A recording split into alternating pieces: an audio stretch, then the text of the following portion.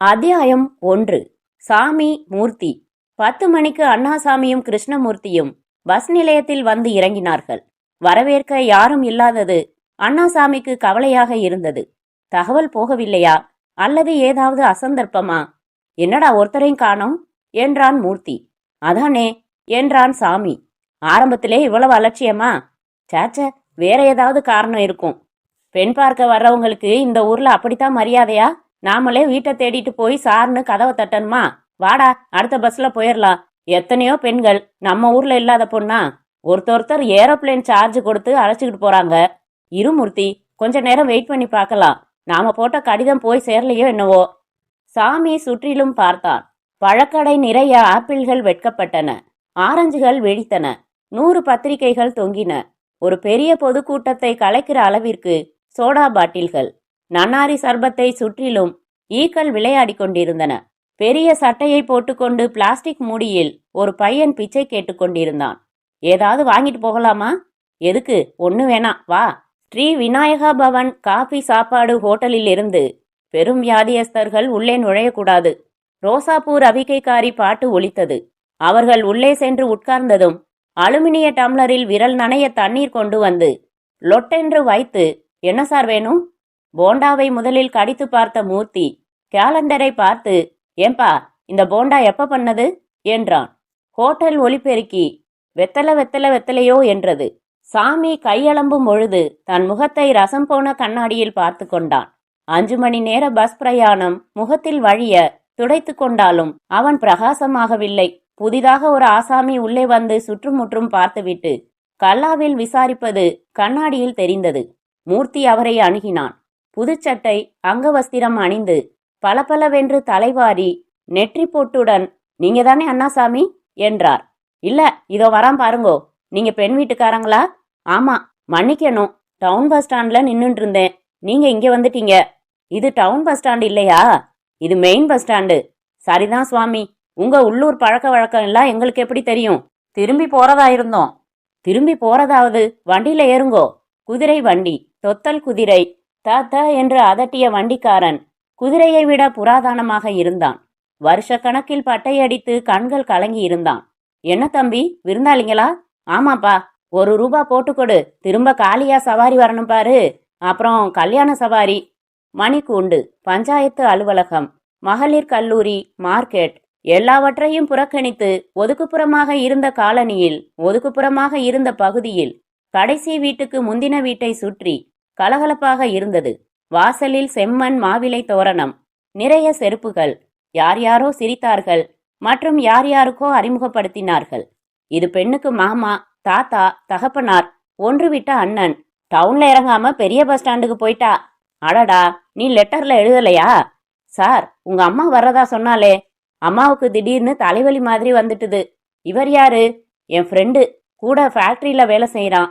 மேலும் மேலும் தாத்தாக்கள் தான் திரையை பிடித்து பிடித்து வெளியே வந்து கொண்டிருந்தார்களே தவிர பெண் இன்னமும் வரவில்லை. 7-8 பொடிப்பயல்கள், சிறுமிகள் அவன் முன்பு ஒரு அடி விட்டத்தில் உட்கார்ந்து கொண்டு அவனையே பார்த்து கொண்டிருக்க, மூர்த்தி ஓரத்தில் நிலைப்படியில் நின்று அவனை பார்த்து புன்னகை செய்தான். ஆனிஃப் கம்ஸ் இன் அண்ட் பவுல்ஸ். ரேடியோவை நிறுத்துடா. வாங்கோ வாங்கோ, பெரிய பஸ் ஸ்டாண்டுல இறங்கிட்டேலாமே. இந்த பஸ் ஸ்டாண்டு விஷயத்தை இதுவரை 9 பேர் கேட்டாகிவிட்டது. பஜ்ஜி சொஜ்ஜி, தாங்க முடியாத சூடு. காஃபி வந்தது. கேசரியை விழுங்கினான். முந்திரி பருப்பு நிரடியது. பெண் வந்தாள், மெல்ல தலை குனிந்து கொண்டு. பின்னால் அம்மா வர, இந்த பக்கம் அவள் தங்கையோ யாரோ வர, அந்த பக்கம் சாமிக்கு அவர்கள் எல்லாம் இப்பொழுது பொருட்டல்ல. அண்ணாசாமிக்கு எதிரே ஒரு நாற்காலி போடப்பட்டது. அதில் அவள் உட்கார்ந்தாள். விளிம்பில் உட்கார்ந்து கால் கட்டை விரலையே வைத்த கண் வாங்காமல் பார்த்து கொண்டிருந்தாள். அவள் நெற்றி வகுடு தெரிந்தது. தீர்க்கமான மூக்கு தெரிந்தது. உடம்பை பூராவும் மூடியிருந்த நீல பட்டுப்புடவை தெரிந்தது. வெளியில் தெரிந்த விரல்களின் நுனியில் பவழச் சிவப்பு நிறமான நிறம். அப்புறம் ஒட்ட வைத்து கொண்ட 1/4 மடங்கு பாதங்கள் தெரிந்தன. 2 தாமரை பூக்கள் போல. அப்பா, ஏதாவது கேட்கணும்னா கேளு என்றார். ஒரே ஒரு தடவை நிமிர்ந்தாள். அண்ணாசாமி பார்த்தான். தூரத்திலிருந்து ஜன்னல் அருகிலிருந்து மூர்த்தியும் பார்த்தான். அட பாவி என்று திகைத்தான். அண்ணாசாமிக்கு இப்படிப்பட்ட பெண்ணா? இத்தனை அழகா? எதிரே உட்கார்ந்திருந்த அண்ணாசாமிக்கு நல்ல கருப்பான தேகம், ஆரியத்தன்மை எதுவும் இல்லாத திராவிட பிராமணன். சின்ன வயதிலிருந்தே ஸ்காலர்ஷிப்புகளில் எப்பொழுதும் ஏழ்மையின் விளிம்பில் வளர்ந்தவன். சதுர முகம். அவன் சிரிக்கும் பொழுது அவன் கண்களும் சேர்ந்து சிரிக்கும். அவன் முகத்தில் அழகான அம்சம் என்று சொல்லக்கூடியது ஏறக்குறைய அது ஒன்றுதான். சின்ன மூக்கு, சிரித்தால் பற்கள் வெளிச்சம் போடும். இவனுக்கு இவளா? என்ன ஒரு அபத்தம்! என்ன ஒரு குரூரமான சொர்க்கத்து நகைச்சுவை இது! இத்தனை அழகான பெண்ணை இவன் எப்படி சமாளிக்கப் போகிறான்? கிருஷ்ணமூர்த்திக்கு பொறாமையுணர்ச்சியும் அதனால் தன்மேல் சற்று கோபமும் ஏற்பட்டது. ஆனால் அந்த கல்யாண ஏற்பாட்டில் மெலிதான ஒரு அநியாயம் இருப்பதாக நினைத்தான். அதை எப்படி சரிப்படுத்த முடியும்? அதை சரிப்படுத்த தனக்கு தகுதி இருக்கிறதா என்பது கூட தெளிவாக இல்லை. அண்ணாசாமி அதிர்ஷ்டக்காரன். அண்ணாசாமி தனக்கெதிரே உட்கார்ந்திருந்த பெண்ணை பார்த்தான். எனக்கா? இவளா? இந்த பெண்ணா? இத்தனை அழகான பெண்ணா? என்கிற உற்சாகமான எண்ணம் எழுந்தாலும் அவன் உள்மனத்தில் ஒரு சின்ன நெருடலும் இருந்தது.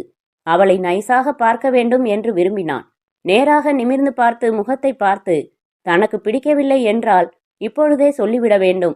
என்னை பூர்ண சம்மதத்துடன் ஏற்றுக்கொள்வாளா என்பது தெரிய வேண்டும். எப்படி எப்படி இதையெல்லாம் அத்தனை பேர் மத்தியிலும் கேட்பது? பாட்டு பாடுவா, வீணை வாசிப்பா, அப்புறம் பேப்பர்ல பொம்மைகள் செய்வா. இதெல்லாம் ஒன்றும் வேண்டாம். வெறுமே நின்றால் போதும். அதுவே இந்த அழகான ராணிக்கு போதும். என்ன பேர் என்றான் சற்று ஹீனமாக. வேணி என்றார் அப்பா. முழு பெயர் கிருஷ்ணவேணி. அண்ணாசாமி. என் பெயர் நன்றாக இல்லை. அசோக்குமார் என்று மாற்றிக்கொள்ள வேண்டும். திருமதி வேணி அண்ணாசாமி நன்றாகவே இல்லை. இருந்தும் என் பழைய பெயருடன் என்னை நேசிக்கிறவளாக இருக்க வேண்டும். அப்பொழுதுதான் நல்லது. கேட்டுவிட வேண்டும். கேட்டுவிடு, கேட்டுவிடு. மூர்த்தியை பார்த்தான். அவன் கண்களில் தெரிந்த உணர்ச்சியை புரிந்து கொள்ள முடியவில்லை. எத்தகைய அந்யோன்ய நண்பன் அவன்! 2 பேரும் ஒரே அறையில் 3 வருஷம் வாழ்ந்தவர்கள். சொக்காய் மாற்றி போட்டுக்கொள்வார்கள். கைலி மாற்றுவார்கள். கணக்கு எழுதாமல் ஒருவனுக்கு ஒருவன் செலவழிப்பான். செக்கு எழுதுவான். மிக மிக அந்தரங்க விஷயங்கள் பற்றியும் பேசிக்கொள்வார்கள். சார், உங்களோட தனியா பேசணும். மாமனார் தனியாக வெளியே வந்தார். வாசற்படியை தாண்டி தெருவில் சற்று தூரம் நடந்தார்கள். அண்ணாசாமி மெதுவான குரலில், நிஜமாக நீங்க பதில் சொல்லணும். உங்க பெண்ணை பார்த்தேன், பேசல. முதல்ல எனக்கும் அவளுக்கும் ஜோடி பொருத்தம் கொஞ்சம் கூட இல்ல. என் நிறத்தை நீங்க பாருங்க. உங்க பொண்ணு நல்லா சிவப்பா இருக்கா, நல்லா அழகா இருக்கா. அவளை கல்யாணம் செஞ்சுக்க நிறைய பேர் காத்துக்கிட்டு இருப்பாங்கன்னு எனக்கு நிச்சயம் தெரியும். பின்ன ஏன்? அப்படின்னா உங்களுக்கு சம்மதம் இல்லையா? சேச்சா, எனக்கு பரிபூர்ண சம்மதம். எனக்கு இத்தனை அழகான ஒரு பொண்ணா? மை காட், நம்ப முடியாத பிரமிப்புல இருக்கேன். அவளுக்கு நான் அருகதையாங்கிறது தான் எனக்கு புரியல. நான் ஒரு சாதாரண குமாஸ்தா. இவளை கல்யாணம் செஞ்சுக்கிட்டா இவளை நான் வேலைக்கு அனுப்ப வேண்டிய ஸ்திதி கூட ஏற்படும். கல்யாணம் செஞ்சுக்க நான் நிச்சயம் தயார். ஆனா உங்க பொண்ணோட எனக்கு ஒரே ஒரு வார்த்தை கேட்கணும். இதோ பார், என்ன பாரு, நல்லாவே பாரு. என் மூஞ்சிய பாரு, என் நிறத்தை பாரு, என் சம்பளத்தை பாரு. நல்லா பார்த்து தீர யோசிச்சு முடிவு பண்ணு. நிஜமாவே என்ன கல்யாணம் செஞ்சுக்க உனக்கு விருப்பமான்னு அவளை கேட்டே ஆகணும். அதுக்கு பதில் அவ வாயால என்ன நேரா பார்த்து சொல்லியாகணும். அவகிட்ட சொல்றேன், சொல்ற தகவலை தெரிஞ்சுட்டு வரேன். கொஞ்சம் இந்த திண்ணையில உட்கார்றீங்களா? நேரா பேச மாட்டா. அது இந்த சந்தர்ப்பத்துல நல்லதில்ல. அவர் உள்ளே சென்றார். ஓரத்தில் தூரத்தில் நின்று கொண்டிருந்த மூர்த்தி வந்து, என்னடா சாமி என்றான். பொண்ணை பார்த்தேன், அழகா இருக்கா. நீ என்ன சொன்ன? எனக்கு சம்மதம். அவளுக்கு சம்மதமான்னு கேட்க சொன்னேன். அவ உன்னை பார்த்தாளா? இல்ல, பார்த்துட்டு சொல்ல சொன்னேன். நல்ல காரியம் செஞ்ச என்றான் மூர்த்தி. அவன் குரலில் மெலிதாக உற்சாகம் இருந்தது. அவர்கள் இருவரும் காத்திருந்தார்கள். தெருவிலிருந்து பல முகங்கள் அவர்களை வேடிக்கை பார்ப்பதை உணர்ந்தான். இந்த பொண்ணு மட்டும் எனக்கு கிடைச்சான்னா என்றான் சாமி. ரொம்ப ரொம்ப அதிர்ஷ்டம்னு தான் சொல்லணும் என்றான் மூர்த்தி. அவன் எண்ணங்கள் விரைந்தன. பெண்ணுக்கு தகப்பனார் வெளியே வருவதாகவும் வந்து சாமியை பார்த்து, சாரி சார், என் பெண் உங்களை பார்த்ததுல இருந்தே கொஞ்சம் அடம் பிடிக்கிறா. கூட வந்தாரே, அவரை வேணும்னா கல்யாணம் செஞ்சுக்கிறேன்னு சொல்றா. சார், உங்க பேர் என்ன? மூர்த்தி. நானும் இவனை போலத்தான் சம்பளம். இங்கேயே தான் எனக்கு பூர்வீகம். கொஞ்சம் சொத்து இருக்குது. நீங்க கொஞ்சம் தனியா வரீங்களா என்று அண்ணாசாமியை பெண்ணுக்கு அப்பா கூப்பிட்டார். சாமி அவருடன் செல்ல பரீட்சை ரிசல்ட்டுக்கு காத்திருக்கும் மாணவன் போல உணர்ந்தான். மூர்த்திக்கு நிச்சயம் அது தெரிந்துவிட்டது. அந்த பெண் அண்ணாசாமியை நிராகரிக்கப் போகிறாள். இதோ என்னை கூப்பிடப் போகிறார்கள். என்னை பார்க்கிறார் பெண்ணின் அப்பா. எனக்காகத்தான் வருகிறார். அவர் அண்ணாசாமியின் தோளில் கை வைத்து தனியே அழைத்துச் சென்றார். பேசினார். அவர் கைகள் அசைவதும் சாமி மௌனமாக முகமாறுதல் இன்றி கேட்டுக்கொண்டிருப்பதும் தெரிந்தது. மெதுவாக அவன் முகத்தில் ஒரு புன்னகையின் பாதி உருவாகி சிரிப்பாகி சந்தோஷமாக விரிந்தது. மூர்த்தி, கைக்குடுறா, சம்மதிச்சிட்டா அவர் இந்த மாதிரி கேட்டதிலேயே எவ்வளவு நல்லவர், எவ்வளவு பெருந்தன்மை உள்ளவர்னு தெரிஞ்சு போச்சு. அவரை கல்யாணம் பண்ணிக்கிறதுக்கு பரிபூர்ண சம்மதம்னு சொல்லிட்டாலாம். மூர்த்தி, எனக்கு எவ்வளவு சந்தோஷமா இருக்கு தெரியுமா? அப்படியே திடீர்னு இந்த உலகம் பூராவும் எனக்கு சொந்தமாயிட்ட மாதிரி தெரியுது மூர்த்தி. மூர்த்தி, நான் எவ்வளவு அதிர்ஷ்டக்காரன். மூர்த்தி, கங்க்ராச்சுலேஷன்ஸ் என்றான். அவனுக்குள் ஏதோ ஒன்று படக்கென்று அருந்தது. அத்தியாயம் 2. மூர்த்தி. மூர்த்தி மௌனமாகவே இருந்தான். அவன் மனம் பூராவும் உடல் பூராவும் விரவியிருந்த உணர்ச்சி அவனுக்கு புதிதாக இருந்தது. பொறாமையா? பொறாமை தப்பு. எதற்காக பொறாமைப்பட வேண்டும்? இந்த உலகத்தில் இந்த பெண்ணை விட்டால் எத்தனையோ அழகிகள் இருக்கிறார்கள். இருந்தும் இந்த பயலுக்கு போய் இப்படி ஒரு அதிர்ஷ்டமா? அதுதான் ஆத்தாத்து போகிறது. சாமி பாவம். அவனுக்கு ஒரு நல்ல காரியம் நேர்ந்தால் நான் ஒரு நண்பன் என்ற முறையில் சந்தோஷப்பட வேண்டும். எதற்காக இப்படி உள்ளுக்குள் வேகிறேன்? மூர்த்தி, என்ன பேசவே இல்ல? தலைவலி என்றான். பஸ் கிளம்ப இன்னும் 10 நிமிஷம் இருக்கு. தலைவலி மாத்திரை வாங்கிட்டு வரட்டுமா? வேணாம், சரியாயிடும். வீடு பார்க்கணும். மயிலாப்பூர் பக்கம் வாடகை அதிகமா இருக்கும்ல? இப்பவே கேஸு, ரேஷன் கார்டு எல்லாம் ஏற்பாடு பண்ணணும். அப்புறம் பால் கூப்பன். மூர்த்தி, நீ என் வீட்டுக்கு வருவல்ல? நல்லா காப்பி போட்டு தருவா. நல்லா போடுவான்னு மாமனார் சொன்னாரு. ஏழை குடும்பம். வரதட்சணை மூச்சு பேசப்படாதுன்னு சொல்லிட்டேன். கல்யாண செலவுல பாதி நான் ஏத்துக்கிறேன். சிம்பிளாவே கல்யாணத்தை முடிச்சிடலாம்னு சொல்லிட்டேன். நீ என்ன சொல்ற? கரெக்ட். அன்புள்ள ஐயா, உங்கள் பெண்ணுக்கு பார்த்திருக்கும் அண்ணாசாமி என்பவரை பற்றி சில விஷயங்கள் சொல்ல வேண்டியது உண்மையின் பெயரில் கட்டாயமாகிறது. அவனுக்கு குடிப்பழக்கம் இருப்பது உங்களுக்கு தெரியாமல் இருக்கலாம். ஏற்கனவே கல்யாணமாகி ஒரு குழந்தை இருப்பதை உங்களுக்கு தெரிவிக்க விரும்புகிறேன். இதை போட்டோ ஆதாரங்களுடன் என்னால் காண்பிக்க முடியும். உங்கள் மகளின் நலனை கருதி இந்த கல்யாணத்தை உடனே நிறுத்தும்படி கேட்டுக்கொள்கிறேன். இப்படிக்கு உண்மை விளக்கி என்ன யோசிக்கிற? உனக்கு என்ன பரிசு கொடுக்கலாம்னு? நீ கல்யாணத்துக்கு வந்தாலே அதுவே பெரிய பரிசு. வரேன். அந்த எழுதாத கடிதத்தை மனத்தில் கிழித்து போட்டான். என்ன ஒரு கிராதகன் நான். யார் யாரை கல்யாணம் செய்து கொண்டால் எனக்கென்ன? இருந்தும் இவனுக்கு போய் இந்த அதிர்ஷ்டமா? கூடாது. கூடாதென்று சொல்ல நீ யார்? சூழ்நிலை சந்தர்ப்பங்கள் சற்று வேறு விதமாக இருந்திருந்தால் எனக்கு அவள் கிடைத்திருக்கலாம் அல்லவா? சாமி, எப்ப நீ இவங்களை முதல்ல பார்த்த? யார? உன் எதிர்கால மாமனார. மாமனார்னு சொன்னாலே நிச்சயமாயிடுத்தே. இருந்தாலும் கல்யாணம் ஆகிற வரைக்கும் எதிர்கால மாமனார் தானே. எனக்கு என்னமோ நாளைக்கே கல்யாணத்தை முடிச்சிடலாம்னு தோணுது. தை மாசம் வர காத்திருக்கணுமா? சில்லி. எப்ப அவங்கள பார்த்த? போன மாசம் 15ஆம் தேதி. எப்படி? நம்ம ஆபீஸ் பாலு இல்ல? அவர் சொன்னாரு. இதுல ஒரு வேடிக்கை பாரு. நாம 2 பேருமே ஆபீஸ்ல எலிஜிபிள் பேச்சுலர்ஸ். உன்னைத்தான் முதல்ல சஜஸ்ட் பண்ண இருந்தாரு. அன்னைக்கு உன்னை தேடிக்கிட்டு தான் வந்தாரு. நீ அன்னைக்கு லீவ்ல இருந்த. அதனால பக்கத்து டெஸ்க்ல இருந்த என்ன கேட்டாரு. ஜாதகம் வேணும்னாரு. நான் எங்க அப்பா அட்ரஸ் கொடுத்தேன். எழுதி ஜாதகம் வாங்கிட்டு பொருத்தம் பார்த்திருக்காரு. அவங்களுக்கு ஜாதகத்துல ரொம்ப நம்பிக்கை. எல்லா அம்சங்களையும் பொருந்தி இருக்கான். எங்க 2 பேர் ஜாதகமும். விதி பாத்தியா?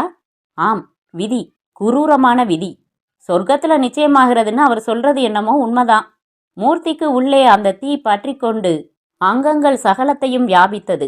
எனக்கு கிடைக்க வேண்டியவள் இவனுக்கா? என்ன செய்வது? என்ன செய்ய முடியும்?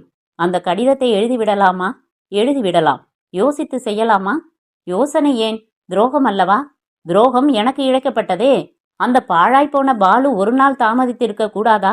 ஒரே ஒரு நாள், 24 மணி நேரம். இந்த கல்யாணத்தை நடக்க விடாமல் செய்துவிட வேண்டும். முதல் முகூர்த்தம் எதுவோ அதுல பார்த்து ஏற்பாடு பண்ணிடுங்கன்னு சொன்னேன். மூர்த்தி, ஊருக்கு போய் சேர்ந்த உடனே முதல் காரியமா வீடு பார்த்தாகணும். எனக்கு ஹெல்ப் பண்றியா? மூர்த்தியின் மனத்தில் பளிச்சென்று ஒரு யோசனை தோன்றியது. ஒரு வீடு கைவசம் இருக்கு என்றான். அப்படியா? எங்க? எனக்கு தூரத்து உறவுக்காரங்க ஒருத்தர் டில்லிக்கு மாற்றலாகி போறாங்க. சொந்த வீடு. 2 வருஷத்துல ப்ரமோஷன் ஆகி திரும்புறதுக்கு சான்ஸ் இருக்கான். அதனால நீ ஒரு கேர்டேக்கர் மாதிரி இருந்து ஷார்ட் நோட்டீஸ்ல காலி பண்றவங்க யாராவது இருந்தா வாடகைக்கு விடுன்னு சொல்லியிருக்காங்க. அதை எடுத்துக்கலாம். பெரிய வீடு. கிரேட் மூர்த்தி. வாடகையை அப்புறம் முடிவு பண்ணலாம். உன்னால எவ்வளவு கொடுக்க முடியுமோ அதை கொடு. 3 ரூம் பிளாட் அண்ணாமலைபுரத்துல. ஒரு ரூம்ல நான் இருந்தாகணும். மற்ற 2 ரூமு, கிச்சன், டைனிங் ரூம் எல்லாம் நீ உபயோகப்படுத்திக்கலாம். 2 வருஷத்துக்கு பழுதில்ல. அதுக்குள்ள ஓ காட், என்ன ஒரு அதிர்ஷ்டக்காரன் நான் Murthy. You are an angel. நான் உடனே போய் அவங்கள பார்க்கறேன். நானும் வரட்டுமா? வாயேன். மூர்த்தி, அப்படியே உன்னை கட்டிக்கணும் போல இருக்கு. மூர்த்தியின் மனத்தில் அந்த பெண், என்ன பெயர்? வேணி, தோன்றினாள். எனக்கும் அப்படித்தான் இருக்கு என்றான். அந்த பாவம் மெதுவாக வடிவெடுக்க தொடங்கியது. இப்போது கிடைக்காவிட்டால் என்ன? கிடைக்காமலா போய்விடுவாள்? 2 வருடம் இருக்கிறதே. முதல் காரியமாக அந்த வீட்டை ஏற்பாடு பண்ண வேண்டும். எப்போதோ சொல்லி வைத்திருந்தார்கள். அவர்கள் வேறு ஏற்பாடு எதுவும் செய்யாமல் இருக்க வேண்டும். சீக்கிரம் போய் சந்திக்கலாம் உறவுக்காரர்களை. அத்தியாயம் 3. வேணி. மாப்பிளைய சரியா பாத்தியாடி? நிறம் கொஞ்சம் கம்மி இல்ல?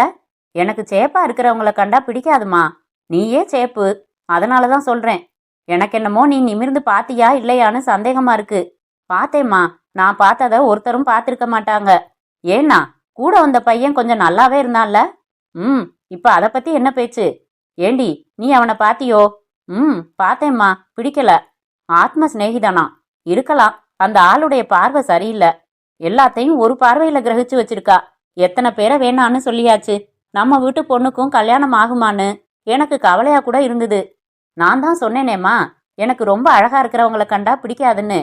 என்னவோ சைக்காலஜி. இத பார்வேணி, அவர்கிட்ட நாம சம்மதம்னு சொல்லியாச்சு. தெரியும்ல? தெரியுமா, எனக்கு சம்மதம்தான். நீ எப்படி ஜட்ஜ் பண்றன்னு எனக்கு பிடிபடவே இல்ல. கண்களை பார்த்துப்பா. எனக்கு என்னமோ அந்த பையன் சரிப்பட்டு வரும்னு தோணித்து. அவனுக்கு கல்யாணம் ஆகலையாம். இப்ப அந்த பேச்சே வேணாம். ஜாதகம் எப்படி பொருந்துறது தெரியுமா? அவன் ஜாதகத்தையும் பாலு சார் அப்புறம் கொடுத்தாரு. அஷ்டமத்துல சனி. அதெல்லாம் ஒன்னும் முக்கியம் இல்லப்பா. பின்ன எது? சொன்னேனே, எனக்கு இவர் பேர் என்னப்பா? அண்ணாசாமி. சாமின்னு கூப்பிடுறா. சாமி. அவரை பார்த்ததும் தீர்மானம் ஆயிடுச்சு அவர்தான்னு. அவரே உங்களை அந்த கேள்வி கேட்பார்னு நிச்சயம் எதிர்பார்த்தேன். அவரோட நேரா பேசக்கூட தயாராயிருந்தேன். உறவுக்காரங்க ஏதாவது சொல்வாங்கன்னு தான் தயங்கிட்டேன். டிகாக்ஷனும் பாலும் போல இருப்பீங்க என்று சிரித்தாள் அம்மா. காஃபி நல்லா வருமா? அப்படி ஒன்றும் கருப்பு இல்லடி. என்னப்பா அது? கருப்பு, வெளுப்பு, உயரம், குட்டை, அழகு இதெல்லாம் ரொம்ப சூப்பர்ஃபிஷியல். நான் தேடினது எனக்கு கிடைச்சிடுச்சுப்பா. சந்தோஷம். அவனுக்கு எவ்வளவு சம்பளம்? இருக்கும் 700 ரூபா. சரியா கேட்டு வச்சுக்க மாட்டீங்களா? எல்லாம் போருமா, இல்லன்னா நான் வேலைக்கு போறேன். எனக்கு எல்லாரும் வேலை கொடுப்பாங்க சுலபமா. வேணியின் குரலில் மெலிதான வெறுப்பு இருந்தது. அழகின் வெறுப்பு அது. பருவம் வந்த தேதியிலிருந்து சேர்த்து வைத்து கொண்ட வெறுப்பு. ஒவ்வொரு நாளும் ஒவ்வொரு நேரமும் தன்னை பார்த்த பார்வைகள் சொன்ன கொச்சை இச்சைகளில் கொஞ்சம் கொஞ்சமாக கற்றுக்கொண்ட வெறுப்பு. சாமி. ஒரு கணம் அந்த முகம் அவள் நினைவில் தத்தளித்தது. நிமிர்ந்து பார்த்து விட்டாள். அந்த கண்களை நேராக சந்தித்து விட்டாள். பெண்ணே, நான் அப்படிப்பட்டவன் இல்லை என்று சொன்ன கண்கள். அவள் தேடிக்கொண்டிருந்த ஒரே ஒரு பார்வை. அதை எப்படி சொல்வது?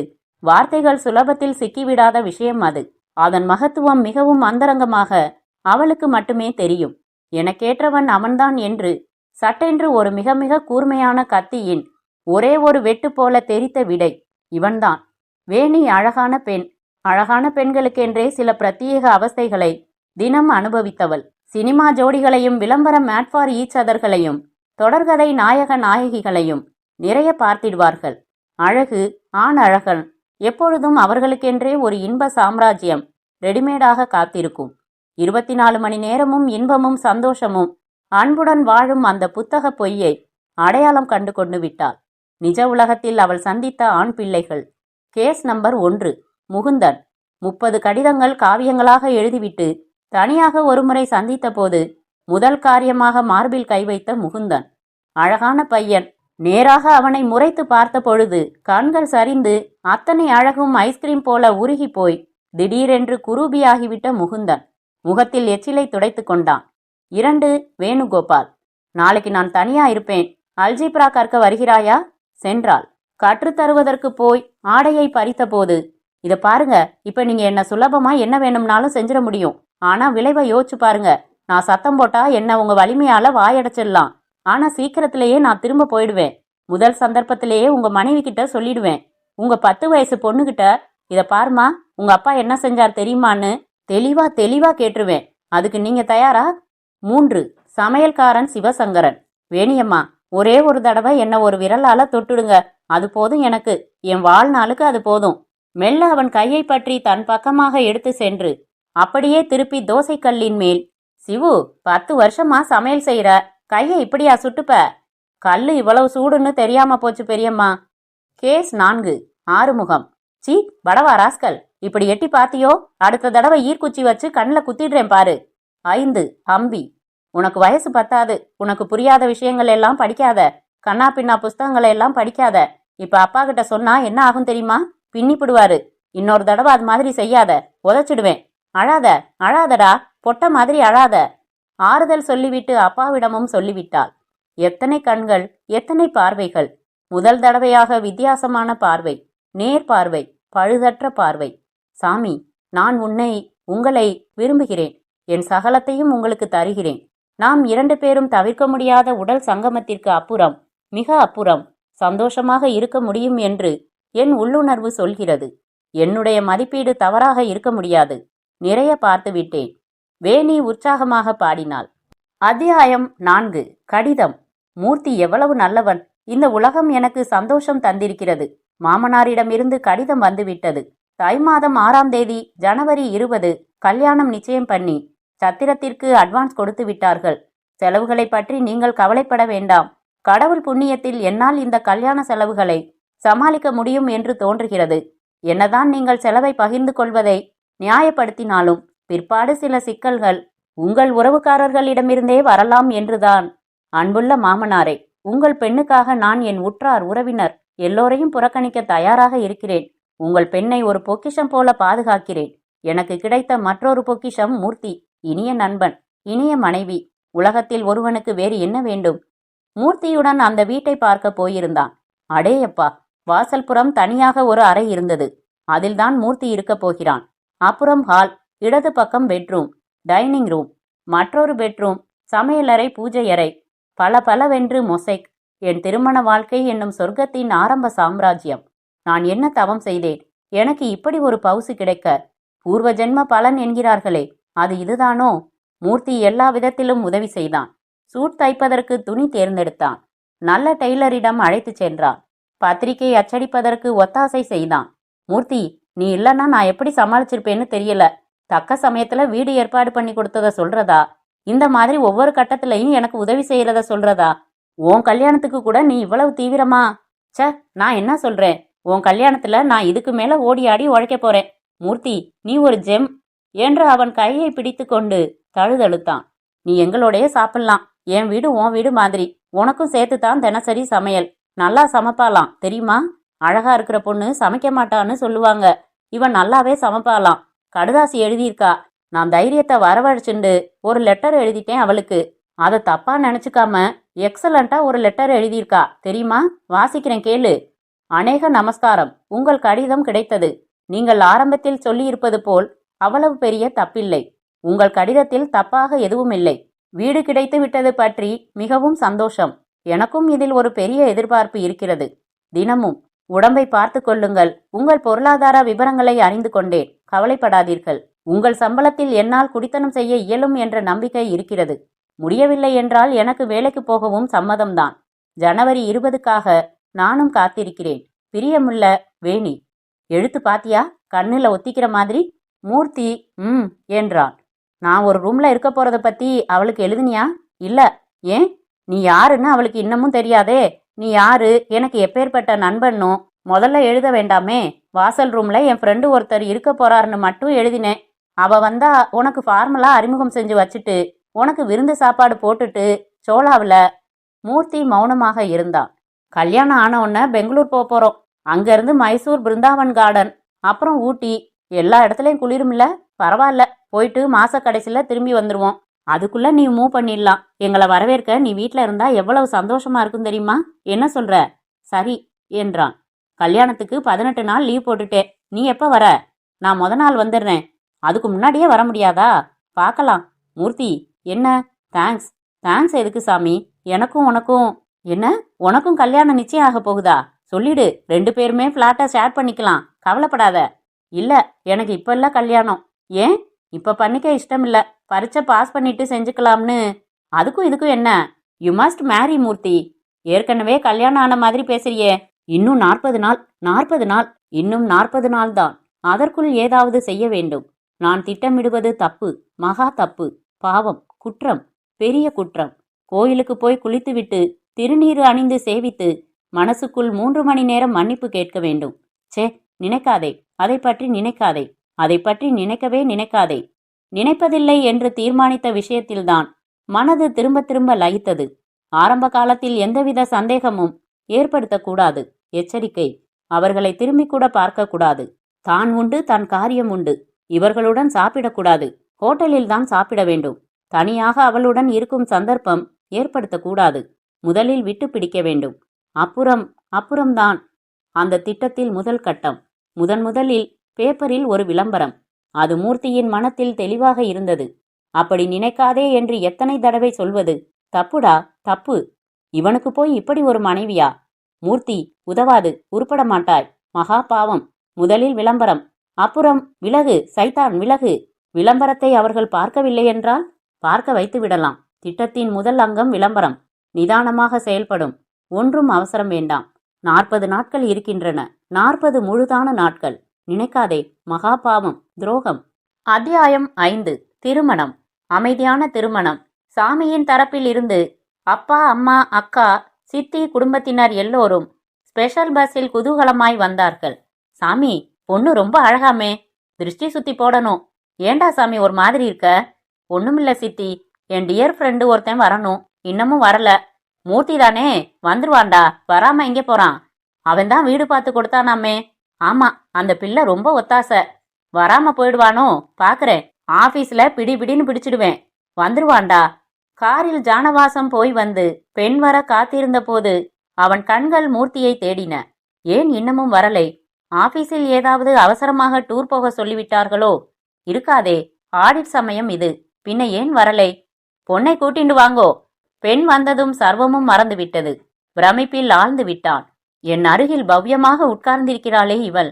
நிஜம்தான், நிச்சயம் கனவல்ல. இதோ என் மேல் மெலிதாக படுகிறாள். அதிகாலை இவளுக்கு தாலி கட்டப் போகிறேன். ஊர்ஜிதம் அவள் விரல் மோதிரம் தெரிந்தது. காலின் ஓரத்தில் சிவப்பு தெரிந்தது. நிமிர்ந்து திரும்பி பார்க்க தயக்கமாக இருந்தது. ஒரே ஒரு சந்தர்ப்பத்தில், உன் கையெழுத்து கூட அழகா இருக்கு என்றான். ஒரே ஒரு புன்னகை. பேசேன் என்றான். நாளைக்கு என்று ஒரே ஒரு வார்த்தை போதும். ராப்பூரா பத்திரப்படுத்தி யோசித்து பார்க்க இந்த ஒரு வார்த்தை போதும். நாளைக்கு யார் வந்தா என்ன, வராவிட்டால் என்ன? எனது சொந்த சொர்க்கம் சாஸ்வதப்படுத்தப்பட்டு விட்டது. இனி இவளுக்காக நான் எப்பொழுதும் அடிமையாகி விடுவேன். நில் என்றால் நிற்பேன், நட என்றால் நடப்பேன். மூர்த்தி ஏன் இன்னமும் வரலை? காலை வருகிறானோ என்னவோ? பரவாயில்லை, ஏதாவது முக்கிய காரணம் இருக்கும். இல்லாவிட்டால் கூட எனக்கென்ன? வேணி இனி முழுவதும் இவள்தான் ஆக்கிரமிக்கப் போகிறாள். அதிகாலை எழுந்து குளித்து சங்கல்பம் செய்து கொண்டு, வேஷ்டி கட்டிக்கொண்டு, மார்பை போர்த்தி கொண்டு, நெருப்பின் முன் அவள் கையை தொட்டபோது மெலிதாக இருந்தது. ஒரு சின்ன அறியாத புஷ்பம் போல, ஒரு பூனைக்குட்டி போல மெத்தென்ற கை. அதை ஒரு தடவை அழுத்தி விட்டான். இஸ் என்றாள். 1000 சாரி சொல்லிக் கொண்டான். தன் கைக்கும் அவள் கைக்கும் இருந்த வித்தியாசம் அவளை தாக்கியது. எல்லோரும் பார்க்கிறார்கள். எதிரெதிரே அவள் முன் நிற்க அவள் கண்களை ஒருமுறை சந்தித்ததில் அந்த மூக்கு, உதடு, உதட்டின் மேல் மெலிதான வியர்வை, மறுபடி அந்த கண்கள், சற்றே தாழ்ந்த பார்வை. அவளுடைய மிச்சத்தை பார்க்க தயக்கமாக இருந்தது. காத்திரு, காத்திரு. மாங்கல்யம் ஆசீர்வாதத்திற்கு மெல்ல பந்தலில் நகர்ந்து கொண்டிருந்தது. முகூர்த்த வேளை நெருங்கியது. மூர்த்தி இன்னமும் வரவில்லை. இனி வரமாட்டான் என்றுதான் தோன்றுகிறது. ஏன்? அப்பாவின் மடியில் அவள் உட்கார்ந்திருக்க, போட்டோக்காரர்களும் சாஸ்திரிகளும் போட்டியிட, பட்டுப்புடவைகள் கிட்டே நெருங்க, கெட்டி மேளம் தட்டப்பட, ஆகா, இவள் கழுத்து எவ்வளவு அழகு! கல்யாணம் முடிந்தது. விருந்து முடிந்தது. மத்தியானம் மறுபடி சூட், சாயங்காலம் ரிசப்ஷன். லோக்கல் பாட்டு கச்சேரி முடிந்து மிருதங்கத்துக்கு உரை போட்ட பின்னும் கூட மூர்த்தி வரவில்லை. அப்புறம் மூர்த்தியை மறந்துவிட்டான். அத்தியாயம் 6. ஹனிமூன். இந்தா என்றாள் அம்மா. அவள் கையில் ஒரு வாயில் புடவை. இத உள்ள போனதும் மாத்திண்டுடு. உள்ளே சென்றாள். கதவை தாளிடும்போது சற்று விரசமாக உணர்ந்தாள். வெளியே எல்லோரும் இருக்கிறார்கள். திரும்பினாள். நின்று கொண்டிருந்தான். நேராக நடந்து சென்றாள். இன்னும் நின்று கொண்டிருந்தான்.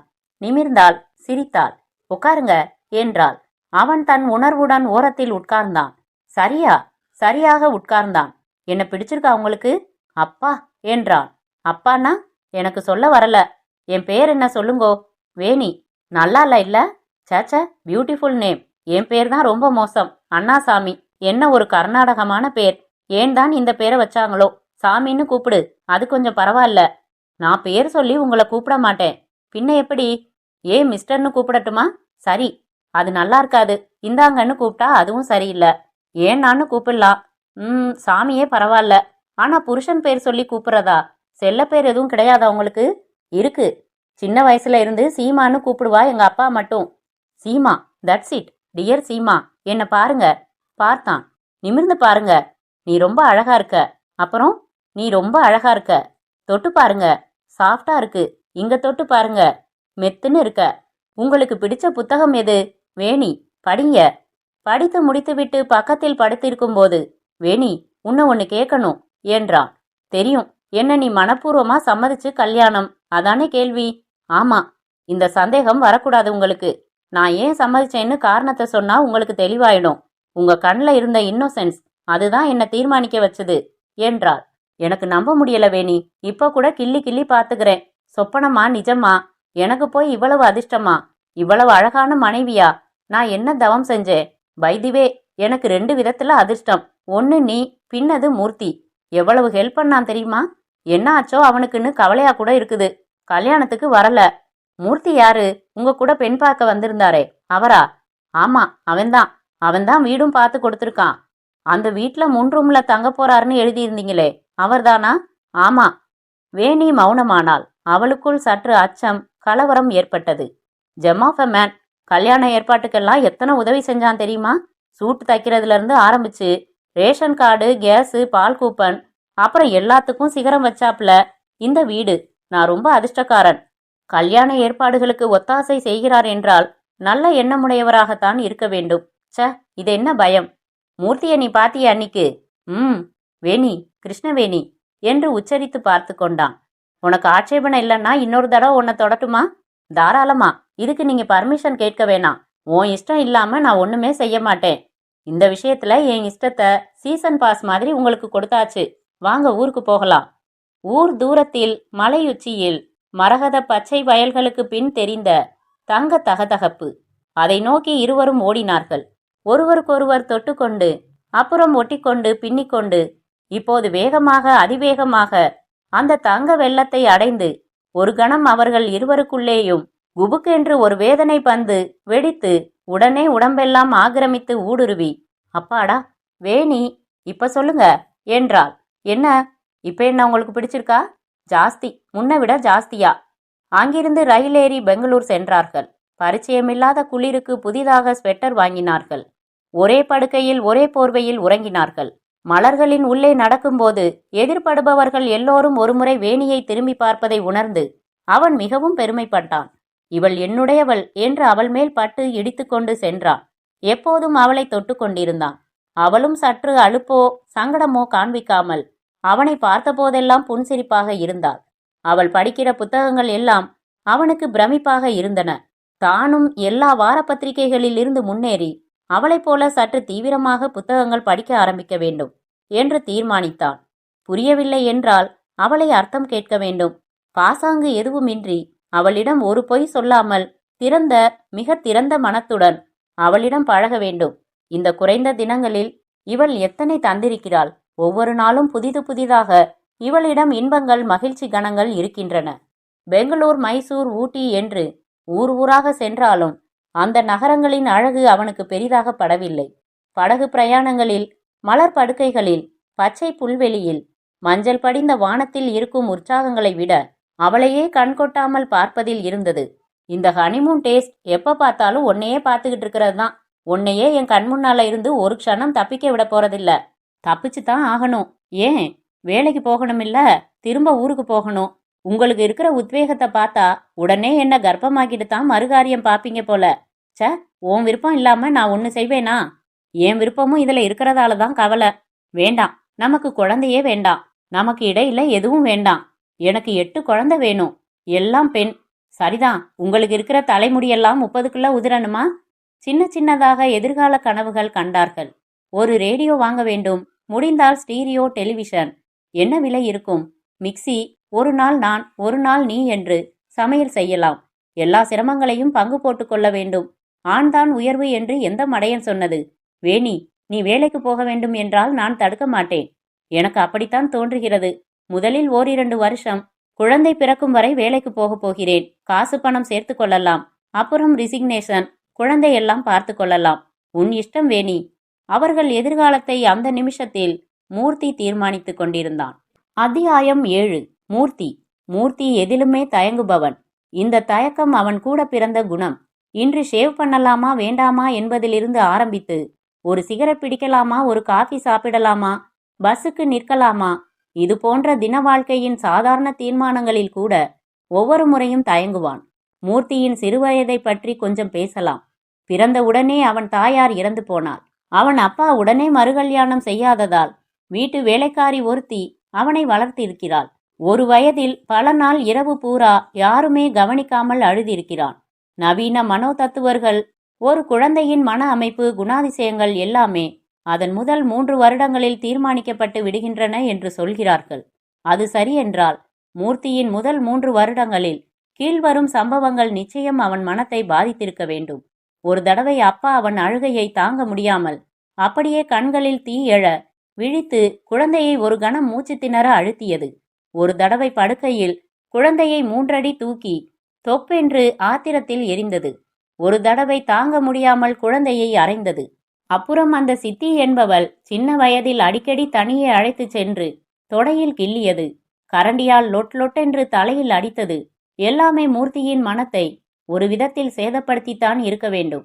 இந்த சேதங்களில் ஒட்டுமொத்தமான இன்றைய மூர்த்தி ஒரு இன்ட்ரோவெர்ட். பெண்களை கண்டால் ஒருவித வெறுப்பு, விருப்பு உணர்ச்சி உண்டாகும். ஒரு சமயம் தெருவில் போகிற ஒவ்வொருத்தியும் அழகாக இருப்பது போல இருக்கும்.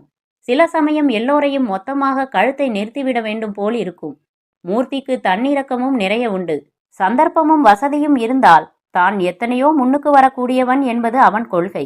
இப்படி 400 ரூபாய்க்கு லாந்தி கொண்டிருந்திருக்க மாட்டான். என் அம்மாவும் உயிருடன் இருந்து அப்பா சரியாக, அன்பாக, அக்கறையாக இருந்திருந்தால் நான் IAS என்ன, வெளிநாடு சென்று படித்திருக்க முடியும். படித்தது என்ன, பாழும் BSc 2ஆம் வகுப்பு. வேலை கிடைத்ததே பிரம்ம பிரயத்தனம். எல்லோரும் கல்யாணம் செய்து கொண்டு சந்தோஷமாக இருக்கிறார்கள். என் கல்யாணத்தை பற்றி அப்பாவோ சித்தியோ பேசுவதே இல்லை. இந்த சாமிக்கு வந்த அதிர்ஷ்டத்தை பார், என்ன ஒரு அநியாயம். எனக்காக வந்த பெண் இந்த கருப்பண்ணசாமியிடம் சிக்கிவிட்டாள். இதுதான் கொடுமை, அநீதி. அநீதி ஏற்பட்டால் அந்த விதியோ கடவுளோ நிவர்த்திக்கவில்லை என்றால் மனித இனம் பார்த்து நிவர்த்திக்க வேண்டியது கடமை. எனக்கு கிடைக்க வேண்டியவளை மற்றொருவன், நான் திரும்ப அவளை பெறுவதுதானே நியாயம். இப்படி வினோதமான தீர்க்கத்தில் தான் செய்யப்போவதற்கு சப்பை கட்டுகள் தேடிக்கொண்டிருந்தான் மூர்த்தி. ஒரு சில நடத்தைகளில் மூர்த்தி பைத்தியம். பாயை பிராண்டுகிற, அடிக்கடி சிரிக்கிற ஆஸ்பத்திரி பைத்தியம் இல்லை. இது ஒரு மெலிதான வகை. என்ஜினுக்குள் நீராவி மாதிரி உள்ளே, மிக உள்ளே குமைந்து கிடக்கிற பைத்தியம். வெளிப்புறத்திற்கு அவன் ஒரு கிளார்க், நண்பன், ஓட்டுள்ள பிரஜை, சமூக நியதிகள் அத்தனைக்கும் உட்பட்டவன். உள்ளே ஒரு டைம் பாம். தீ பற்ற வைக்கப்பட்டது, வெடிக்கப் போகிறது. மூர்த்தி தெளிவாகவே சிந்தித்தான். ஆரம்பத்தில் எந்தவித சந்தேகமும் ஏற்படாமல் நடந்து கொள்ள வேண்டும். காத்திருக்க வேண்டும். சந்தர்ப்பம் வராமலா போய்விடும்? வரட்டும் வரட்டும் என்று காத்திருந்தான். கல்யாணத்துக்கு போகவில்லை, இஷ்டமில்லை. வந்தவுடன் சாமி கோபித்துக் கொள்வான். உடம்பு சரியில்லை என்று சொல்லிவிடலாம். உடம்பு சரியில்லை என்றால் அவன் மேற்கொண்டு விசாரிப்பானா? எதற்கும் 1-2 மாத்திரைகள் வாங்கி அலமாரியில் வைத்து விடலாம், அவன் பார்க்கும்படியாக. அந்த பெண்ணை நிமிர்ந்து கூட பார்க்கக்கூடாது. அப்புறம் அவளை பார்க்கலாம், அங்கம் அங்கமாக. ஏன், 1-2 இடங்களில் கீறி கூட பார்க்கலாம், உள்ளே எப்படி இருக்கிறாள் என்று. கீறி பார்த்துவிட்டு அப்புறம் அவளை. மூர்த்தி சுத்தமாக குளித்திருந்தான். பிளாட்டை சுத்தமாக கழுவி சாமி படம் மாட்டி ஊதுபத்தி ஏற்றி தயாராக வைத்திருந்தான். முன்னறையில் தன் சாமான்கள் அத்தனையும் ஒழுங்காக அடுக்கி வைத்தான். நல்ல சலவை ஷர்ட் அணிந்து தலைவாரி நெற்றியில் ஒரு குங்கும பொட்டும் ஒரு விரல் விபூதியும் இட்டிருந்தான். இன்றைக்குத்தான் 2 பேரும் ஹனிமூனிலிருந்து திரும்பி வருகிறார்கள். டாக்ஸி சத்தம் கேட்டது. வாசலுக்கு சென்றான். வாங்க வாங்க. என்ன சாமி, ட்ரெயின் லேட்டா? 6 மணிக்கு அறை போட்டிருந்தானே. இல்ல, வர்ற வழியில காஃபி டிஃபன் சாப்பிட்டுட்டு வந்தோம். அடடா, நான் உங்களுக்கு காஃபி போட்டு வச்சிருக்கேனே. பாத்தியா வேணி, மூர்த்தி எப்படிப்பட்ட ஃப்ரெண்டு. பரவாயில்ல, சுட வச்சு இன்னொரு தடவை சாப்பிடலாம் என்றாள் வேணி. மூர்த்தி அவளை பார்க்கவே இல்லை. அன்றைக்கு பெண் பார்க்க வந்தபோது அவள் கண்களை சந்தித்ததுதான். வெந்நீர் போட்டிருக்கேன். கிச்சன்ல ஸ்டவ்வுக்கு என்ன போட்டிருக்கேன். நாங்க இப்ப குக் பண்றதா இல்ல மூர்த்தி. அப்படியா? ஆபீஸ் வரியா இன்னைக்கு? நான் திங்கக்கிழமை தானே ஜாயின் பண்ணணும். ஓ, மறந்துட்டேன். நான் கிளம்புறேன். ஏய் பாவி, ஏண்டா கல்யாணத்துக்கு வரல? உடம்பு சரியில்லை, அப்புறம் விவரமா சொல்றேன். மூர்த்தி தன் அறைக்கு வந்து கதவை தாளிட்டு கொண்டான். அத்துடன் ஒட்டியிருந்த பாத்ரூமுக்கு சென்றான்.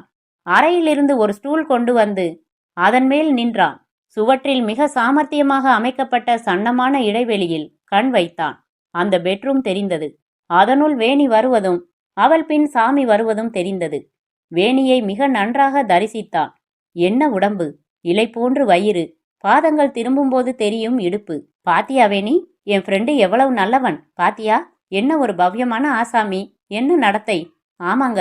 சாமி அவள் கையை பிடித்தான். வேண்டாம், அவசரமில்ல, அவர் ஆபீஸ் போகட்டும் என்றாள். அவர்கள் விலகிவிட மூர்த்தி ஸ்டூலிலிருந்து இறங்கி யோசித்தான். ஆபீஸ் போகிறது போல் கிளம்பி திரும்ப அறைக்கு ஓசைப்படாமல் வந்துவிட ஒரு வழி பண்ண வேண்டும். அவன் உடம்பு ஜுரம் வந்தாற் போல் இருந்தது. என்ன ஒரு உடம்பு! எனக்கு கிடைத்திருக்க வேண்டிய உடம்பு. ச, என் திட்டத்தை நிறைவேற்றியே தீர வேண்டும். இனி தயங்கக்கூடாது. மூர்த்தி சட்டை பேண்ட் மாட்டிக்கொண்டு அறையை விட்டு வெளியே வந்தான். நான் ஆபீஸ் போறேன் சாமி, ஏதாவது வாங்கிட்டு வரணும்னா சொல்லு. வேணா மூர்த்தி, தேங்க்ஸ். ராத்திரி நான் திரும்பி வர நேரமாகும். சரி, வீல் அட் ஹோம். என்னை எதுவும் கேட்கறதுக்கு தயங்க வேண்டாம். தேங்க்ஸ் மூர்த்தி. மூர்த்தி வெளியே வந்தான். கை கடிகாரத்தை பார்த்தான். மணி 9. 10 மணிக்கு ஆபீஸ். பத்திரிகை ஆபீஸ் இப்போது திறந்திருக்குமோ? போய் பார்க்கலாம். திறந்திருந்தது. என்ன சார் வேணும்? வரி விளம்பரம் கொடுக்கணும், எழுதி கொடுங்க. சுற்றிலும் பார்த்தான். தெரியாத முகங்கள்தான். மைப்படிந்த மேஜைக்கு சென்று அந்த பாரத்தில் எழுதினான். சென்னையை அடுத்த புறநகர் பகுதியில் தொழிற்சாலைக்கு உரிய சிறிய கொடவுன் இடம் தேவை. மருந்து பெட்டிகள் அடுக்குவதற்கு இடம் பொருத்தமாக இருந்தால் நல்ல வாடகை. தபால் பெட்டி எண் விண்ணப்பிக்கவும். அந்த ஆள் வார்த்தைகளை எண்ணிக்கொண்டே, ஃபேக்டரி வச்சிருக்கீங்களா? வைக்க போறேன். என் மச்சானுக்கு ஒரு வேலை பார்க்கலாம், இன்னும் ஆரம்பிக்கவே இல்லை. 86 ரூபாய் கொடுங்க. எடுத்து கொடுத்தான். அவன் பையில் பல 100 ரூபாய் நோட்டுகள் தென்பட்டன. சமீபத்தில் பிராவிடன்ட் ஃபண்டிலிருந்து கடன் வாங்கியிருக்கிறான். விளம்பரத்திற்கு ஏற்பாடு செய்துவிட்டு மூர்த்தி ஆபீஸ் சென்றான். இது முதல். இன்னும் கொஞ்ச நாள் கழித்து மற்றொரு விளம்பரம். பொறுத்திரு, எல்லாவற்றிற்கும் வேலை என்று ஒன்று இருக்கிறது. அத்தியாயம் 8. வேணி. மூர்த்தி சென்றதும் கணவனை பார்த்தால் வேணி. வேணி, என்ன சொல்ற என்றான். எதை பத்தி? என் ஃப்ரெண்டை பத்தி. சாதுவாத்தான் தோணுது. என்ன ஒரு அடக்கம் பாத்தியா? அதை நான் எதுக்கு பார்க்கணும்? இல்ல வேணி, அவன் நம்ம வீட்டுல இருக்க போறவன் இல்லையா? அதுக்கு உனக்கு எந்த விதத்திலையும் ஆட்சேபனை இருக்கக்கூடாதே. அதைத்தான் அவனே கேட்டான். என்ன கேட்டாரு? உன் ஒய்ஃபுக்கு அப்ஜெக்ஷன் இல்லாத பட்சத்துல நான் இங்க இருக்கேன்னு. நான் எப்படி அப்ஜெக்ட் பண்ண முடியும்? வீடு அவர் தானே ஏற்பாடு பண்ணி கொடுத்தது. அப்ஜெக்ட் பண்ண வேண்டிய அவசியமும் இல்லைன்னு சொல்ல வரேன். அதை பத்தி எனக்கு இப்போ ஒரு அபிப்பிராயமும் இல்லை. கொஞ்ச நாள் போகட்டும். சரியா தெரிஞ்சுக்காம ஒரு ஆளை பத்தி அபிப்பிராயம் சொல்றதும் தப்புதான். அவனை பத்தி உனக்கு நல்ல அபிப்பிராயம் ஏற்படும் பாரு. Let's hope so. குளியல் அறைக்கு சென்ற சாமி, இத பார் வேணி, வெந்நீர் எல்லாம் போட்டு வச்சிருக்கான் என்றான். வேணி அந்த பிளாட்டை சுற்றி பார்த்தாள். அறைகள் காலியாக இருந்தன. அலமாரிகள் காலி. கட்டில் மெத்தையெல்லாம் ரயில்வே பார்சலாக இன்று அல்லது நாளை வரும். வந்த பின் கொஞ்சம் நிரம்பும். கொஞ்சம் கொஞ்சமாக சேர்த்து வைத்து 1-2 நாற்காலிகள், டைனிங் டேபிள் எல்லாம் வாங்க வேண்டும். திரைகள் தைத்து அதோ அந்த இடத்தில் ஒரு பத்திக் மாட்டலாம். அங்கே புஸ்தகங்கள் அடுக்கலாம். இங்கே ஒரு குத்து விளக்கு வைக்கலாம். இந்த இடத்தில் ரேடியோ. காலியாக இருந்த ஹாலில் உட்கார்ந்தாள். வீட்டுக்காரர்கள் சாமான்களை ஒரு அறையில் பூட்டி வைத்துவிட்டு போயிருக்கிறார்கள். இவ்வளவு பெரிய வீட்டுக்கு சாமான்கள் வாங்கி கட்டுப்படியாகாது. வேணிக்கு இந்த வீடு ரொம்ப பெரிது என்று பட்டது. அவள் எதிர்பார்ப்பில் தனி குடித்தனம் என்பது வேறு விதம். ஒரு சின்ன வீடு, ஒட்டு குடித்தனம். பின்கட்டில் ஒரு வயதான மாமி, சின்ன குழந்தை. பக்கத்து வீட்டில் கும்பலாக போய் பார்க்க டிவி. இந்த வீடு பெரிது, தனிமையானது. பார்க்கலாம். சீக்கிரமே இவரை வேறு வீடு பார்க்க சொல்ல வேண்டும். 2 வருடம் இங்கே தாங்காது. அதே சமயம் இந்த வசதி வாய்ந்த வீட்டை ஏன் வெறுக்கிறோம் என்பதும் அவளுக்கு புரியவில்லை. ஏன்? சாமி குளித்துவிட்டு வந்ததும், நான் போய் ரயில்வே ஸ்டேஷன்ல விசாரிச்சுட்டு வந்துடுறேன், நீ தனியா இருப்பியா என்றான். இல்ல, நானும் வரேன் என்றாள். பார்சல் ஆபீஸுக்கா? உட்சியாடுக்கா? ஆமா. தனியா இருக்க பயமா உனக்கு? இல்ல, முதல் நாளே வேணாம், உங்களோட வரேன். சென்னை தெருக்களில் தன் கணவன் புஜத்தை பிடித்து கொண்டு நடப்பது அவளுக்கு சந்தோஷமாக இருந்தது. எத்தனை ஜனங்கள்! முதலாக தத்தம் சொந்த கவலையில் அவளை முறைத்து பார்க்க அவகாசம் இல்லாத ஜனங்கள். எவ்வளவு கூட்டம்! கரைந்து போய்விடலாம் போல கூட்டம். அப்படியே என்னை விழுங்கிவிடக்கூடிய கும்பல். தனிமை இல்லை. இங்கேதான் எனக்கு சற்று ஆறுதல், எனக்கு சந்தோஷம். இத பாருங்க, இந்த மாதிரி கூலிங் கிளாஸ் ஒன்று நீங்களும் வாங்கி போட்டுக்கங்க. என்னப்பா விலை? 85 ரூபாய்க்கு ரேபான்ஸ். சரிதான். நடந்தார்கள். சரி, என்ன கொடுப்பீங்க? 85 எல்லாம் ஜாஸ்திப்பா என்றான். என்ன கொடுப்பீங்க சொல்லுங்களேன். 8 ரூபா என்றான். சரி, எடுங்க. ஆச்சரியம். ரத்த கீறல்களாக வாட்டர்மெலன் கடித்துவிட்டு ஜலதோஷம். எலக்ட்ரிக் ட்ரெயினில் அத்தனை கூட்டத்தின் மத்தியில் சிகரெட் புகை, மூக்கில் புகை, இருமல். உதிரிப்பூக்கள் பார்த்துவிட்டு அஸ்வினி செத்துப்போகிற சமயம் விசும்பல்களுடன் அழுகை. அப்புறம் இரவில் சந்தோஷம். சின்ன ஸ்டவ்வில் முதலில் காஃபி போட்டு பழகி அதன் மேல் குக்கர் வைத்து ஒரு ரசம், ஒரு அப்பளம், அப்புறம் மெதுவாக மெதுவாக அம்மாவின் போதனைகளை நினைவில் கொண்டு உப்பை கொட்டி பொடியை கொட்டி மெல்ல மெல்ல சமையல் என்று ஏதோ செய்து கணவனின் முகத்தை ஆர்வத்துடன் பார்த்து அவன் எதுவாக இருந்தாலும் பிரமாதம் என்று சொல்லும் பெருந்தன்மையை வியந்து அவன் துணிகளை துவைப்பதிலும் பட்டன் தைப்பதிலும் கைக்குட்டை மடிப்பதிலும் பாலிஷ் போடுவதிலும் அதிக சந்தோஷம் அடைந்து அவன் வருவான் என்று எதிர்பார்த்து கையில் பையும் டிஃபன் பாக்ஸும் கழுத்து பட்டையில் கைக்குட்டையுமாக அவர் லொங்கு லொங்கு என்று நடந்து வரும்போது சிரிப்பை அடக்கி கொண்டு, சிரிக்கிற, சச்ச ஏன் சிரிக்கிற சொல்லேன், என்னை பார்த்தா அச்சு பிச்சு மாதிரி இருக்குல்ல? அச்சு, என் அருமை அச்சு, நான் அழகா இல்ல அதானே? இத பாருங்க, இந்த காம்ப்ளெக்ஸ் உங்களுக்கு வரவே கூடாது. நான் அழகா இருக்கிறதா எல்லாரும் சொல்லிக்கிறாங்க. இந்த அழகு சீமா வெளியே இறைச்சி, தோல், எலும்பு இது எல்லாத்தையும் பிச்சு உதறிப்பிட்டு உள்ளுக்குள்ள ஒரு அழகு இருக்கு. அதான் நான் தேடுறது. அழகு எல்லாம் 2ஆம் பட்சம், ஒருத்தரை ஒருத்தர் கவர்றதுக்குள்ள மார்க்கங்கள். நான் விரும்புறது இதுக்கெல்லாம் அப்பாற்பட்ட ஒரு அறியாமை, இன்னோசென்ஸ், ஒரு யோகியம், நாணயம், நிஜம். அது உங்ககிட்ட இருக்கு சீமா. எனக்கு முன்னாடி உங்க அமிதாப் பச்சனையும் சார்லஸ் பிரான்சன்களையும் கொண்டு நிறுத்தினா கூட சீமா எங்கன்னு தான் கேட்பேன். நான் பாட்டுக்கு பேசிக்கிட்டே இருக்கேன். சீமா, நீங்க ஒரு வார்த்தை பேசலையே. வேணி, உன்ன மாதிரி எனக்கு பேச வராது. ஆனா ஒன்னு சொல்லிடுறேன், உன் மேல எனக்கு பரிபூரண நம்பிக்கை, காதல், பக்தி, சரணாகதி போதும் என்றாள். நீங்க என்ன ஆளணும். அத்தியாயம் 9. சாமி. மறுபடியும் மறுபடியும் சாமிக்கு தன் அதிர்ஷ்டத்தை பற்றி நினைக்க நினைக்க மலைப்பாக இருந்தது. அந்த பெண்ணுடன் தினந்தினம் பழகியதில் அவள் உள்மனத்தின் குணாதிசயங்கள், ஆணித்தரமான அபிப்பிராயங்கள், ஆணவமற்ற பேச்சு, குறும்பு, திகைப்பு, பெண்மை, மென்மை ஒவ்வொன்றும் வெளிப்பட அவனுள் மை காட், நம்ப முடியாத உண்மை இது என்று தோன்றியது. மனத்தின் தூரத்தில் ஓரத்தில் ஒரே ஒரு சின்ன கவலை அடிக்கடி தென்பட்டது. இது நிலைக்காது. சச்ச, ஏன் அப்படி எண்ணுகிறாய்? ஆபீஸில் உட்கார்ந்திருக்கும் போது அவன் மனம் அவள் மேல் மெலிதாக உணரப்பட லெட்ஜர் கூட்டல்களின் இடையில், என்ட்ரிகளின் இடையில் வேணியின் புன்னகை அவனை சீண்டியது. அருகே உட்கார்ந்திருந்த மூர்த்தி அவனை அடிக்கடி பார்க்கையில் சற்று வெட்கமாக கூட இருந்தது. ச, அழகான மனைவி கிடைத்துவிட்டாள் என்று ரொம்ப அலட்டிக் கொள்கிறேன் போல. மூர்த்தி லஞ்சின் போது வந்தான். என்ன சாமி? மூர்த்தி, நீ ஏன் ராத்திரி ரொம்ப லேட்டா வர்ற? புதுசா கல்யாணமானவங்கள டிஸ்டர்ப் பண்ண வேணான்னு. சேச்ச, நீ எங்களோடையே சாப்பிடலாம், நல்லாவே சமைக்கிறா. ஆரம்பத்துலதான் கொஞ்சம் உப்பு அள்ளி போட்டுட்டா. பார்க்கலாம், சமயம் வர்றபோது பார்க்கலாம். மூர்த்தி, சீக்கிரம் கல்யாணம் பண்ணிக்க. கல்யாணத்துல இருக்கிற சுகம் சொல்லி தெரியாது. திரும்பி போறதுக்கு ஒரு வீடு, உனக்காக காத்திருக்க ஒரு மனைவி. எனக்கு தான் அவளை பார்த்தா பாவமா இருக்கு. வீட்டுல உட்காந்து போர் அடிக்குது அவளுக்கு. ஆனா சொல்ல மாட்டேங்கிறா. வேலைக்கு போகலாமே. சமீபத்துல நான் ஒரு விளம்பரம் பார்த்தேன். அது உன் மனைவிக்கு சரிப்பட்டு வரும்னு தோணுச்சு. என்ன விளம்பரம்? 2 நாள் முன்னாடி பேப்பர்ல வந்ததே, பார்க்கல? நான் இப்ப எதுவும் பார்க்கறதில்ல. இரு, ஆபீஸ்ல பேப்பர் இருக்கா பார்க்கறேன். மூர்த்தி டெஸ்பாட் செக்ஷனில் இருந்து பழைய பேப்பர் வாங்கி வந்தான். பழம்பெரும் கம்பெனியின் சிற்சில புதிய தயாரிப்புகளை பிரபலப்படுத்த விளம்பரம் எழுத படித்த குடும்ப பெண்கள் பார்ட் டைமாக தேவை. கம்பெனி வேலை, தபால் பெட்டி எண் எழுதுக. இன்ட்ரெஸ்ட் இருந்தா உன் மனைவி இதுக்கு அப்ளை பண்ணலாம். என்ன வேலைன்னு சரியா போடலையே என்றாள் வேணி. அப்ளை பண்ணி பார்க்கலாமே, நான் கூட இன்டர்வியூக்கு வரேன் என்றான் சாமி. விளம்பரம் எழுத வராது எனக்கு, எல்லாம் சொல்லி தருவா. எத்தனை சம்பளம் தருவா? உன்னை பார்த்த உடனே 500 ரூபாதான். அப்படின்னா நான் வரல. சச்ச, விளையாட்டுக்கு சொன்னேன். போட்டு பார்க்கலாம். நமக்கு சரிப்பட்டு வரலன்னா விட்டுடலாம். உனக்கு இஷ்டம் இருந்தா சரி. இந்த 2 விரல்ல உன்னை தொடுங்கோ. 2ஐயும் தொட்டான். எப்பவும் குறும்பு உங்களுக்கு. என்ன போச்சு, 30 பைசா போட்டுத்தான் பாரேன். எழுது, dear sir, with reference to your advertisement appeared இன். சாமி மறுதினமே அதை டைப் அடித்து தபாலில் சேர்த்தான். நான் வேலைக்கு போய் ஆகணுமா இப்ப?